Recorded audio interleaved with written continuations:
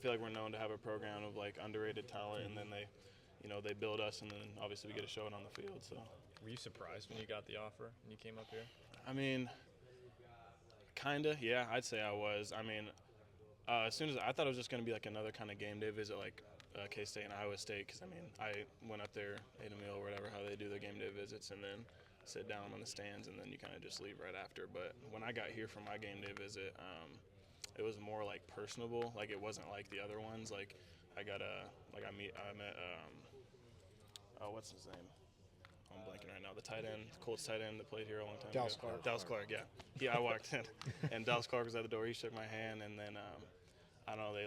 One of the coaches talked to me at the dinner, which they talked to me for like 20 minutes, saying like that. So I was like, it might be a little different. And then they wanted me to do a photo shoot in the uniform, which then I was like, okay, I actually might get an offer. And then right before the game started, they pulled me up into the booth, and then Copeland walked in and offered me. So.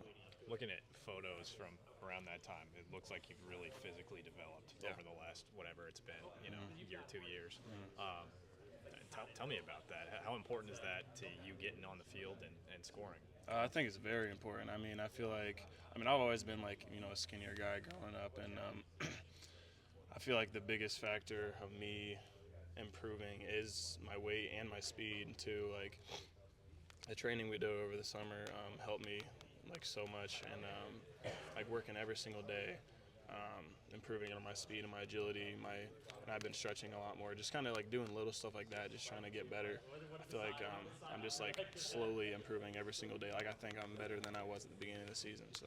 Cade kind of broke out in a big smile because he said you guys have been practicing that play for weeks, if not the last few months. I mean, how good was it that you finally got the call? They called it, and you guys ran it basically to perfection. Mm-hmm. Yeah, no, we were working on it all week. I won't say the play name, but it was we were working on it because we set it up with the run game because we have our receivers coming in and cracking our safeties and stuff. So we just had to. So it was set up perfectly. Basically, it should have been Gills, honestly, because he was blocking hard all day, and I just kind of got put in, which I'm obviously blessed to have that opportunity. But we were practicing that, and I was ready for it. So. Did you get in trouble for the spike? They got on to me, but that's what coaches are supposed to do. So it wasn't. They were harping on me a little bit, but it's nothing crazy. So again, just to reflect a little bit more about being your only offer, and now you're in year 2, redshirt freshman, and you score your first touchdown. I mean, did you expect that kind of timeline where you'd be able to get in and play that quickly? And I know it's a little bit different circumstances just because the receiver room's a little bit different, but I guess.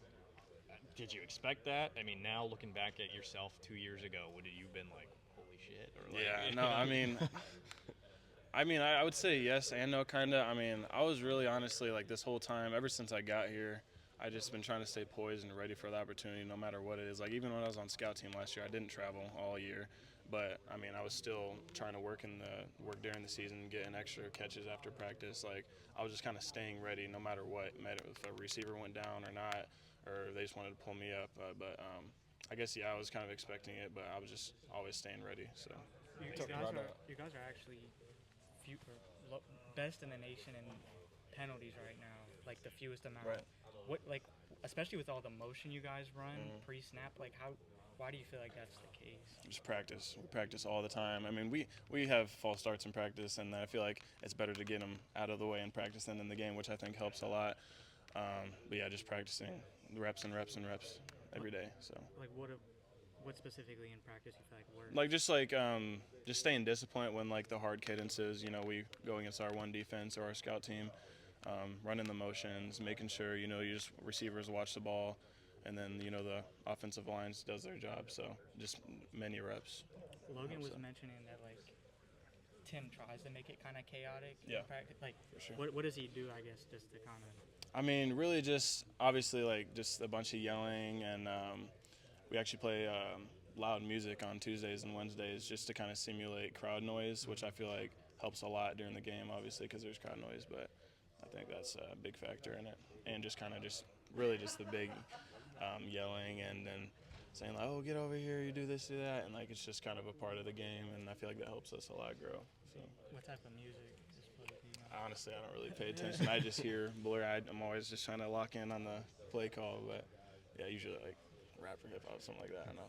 You said that touchdown should have been Jacob's. But something that's really impressed me is like the way you guys are blocking, especially a wide receiver. I think Jacob, with all due respect, he's not the most physically imposing receiver, but he blocks like with the best. And what makes him such a great? I think in the Minnesota game he took out 3 guys on one play. I guess what makes him such a great blocker? Oh man, he has just. I mean, he's insane mentality. I mean, he's the most poised person I've probably ever met. He's really down to earth, and he works hard every single day. Like, you don't ever see a day where he's like really jogging or giving like, like a half-ass rep or something like that. Like, he's always going in, even if it's scout team or if we're in shells, like he's always going in 100%. I feel like the practice he does and practice every single week, day in and day out, like that shows up in the game, and he deserves that. So.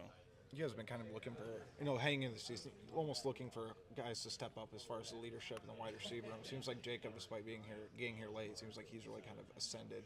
I guess what has made him, despite being a newcomer, almost the leader of the wide receiver room? I feel like how quickly do you earn respect too? Yeah, no, I feel like he definitely leads by example. I mean, like I said, like he gives 100% effort every play, which obviously drives more people to give 100% effort every play. Like, there'll be some plays where you kind of run the guy off, or it's not like a play that you really have much impact on, but he shows that, like, even like on a backside block, like that can matter because the running back can cut back, you know what I'm saying? So, and I feel like also Bud pushes that on us too. Like, Bud's a really big leader. He helps Jacob lead us, so I feel like it helps a lot. So.